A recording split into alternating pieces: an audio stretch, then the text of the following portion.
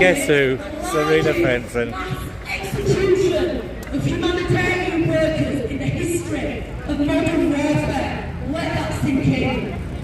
They reported signs of torture, bodies handcuffed, bruised partially, undressed.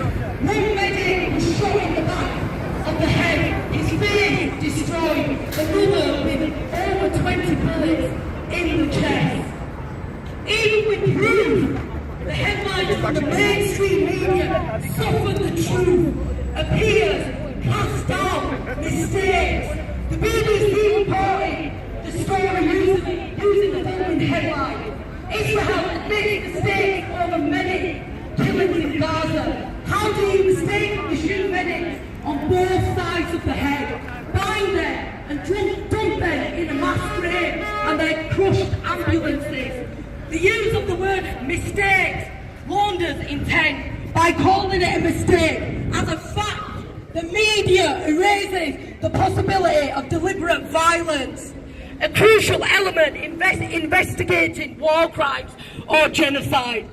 It shifts focus away from accountability, pattern recognition and structural violence. It invites the public to interpret mass death as a tragic but understandable error. Israel lies multiple times, first calling the medics Hamas, then claiming they approached suspiciously, and only after those were disproven, calling it a mistake. This wasn't one incident, it fits in a documented pattern of targeting civilians and aid workers, because that's what Israel does, calling the killing of 15 marked medics a mistake, protects the perpetrator, minimises the crime, erases intent, gaslights the public, and fails the journalistic duty to report the truth, not just the quote. The martyrs are as listed. May God grant them Jannah, and may they be granted peace. Ameen. Mustafa Khafaga, PRSC paramedic. Muhammad Bahlul, PRSC paramedic. Ezadin Shad, PRSC paramedic. Salah Muammar, PRSC paramedic. Ashraf Abu Labda, PRSC paramedic. Muhammad Al-Hila, PRSC paramedic. Raid Al-Sharif, PRSC paramedic. Rifat Radwan, PRSC paramedic. Anwar Al-Attar, first responder. Faoud Al-Jamar, ambulance driver. Yusuf Khalifa, medic. Zuhair Al-Farah, fire truck driver.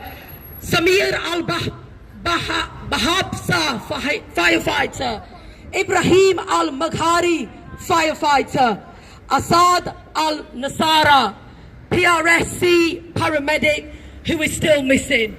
So let us not forget that this is what the Western media, the Western government and the Israeli state and some of the Arab nations support.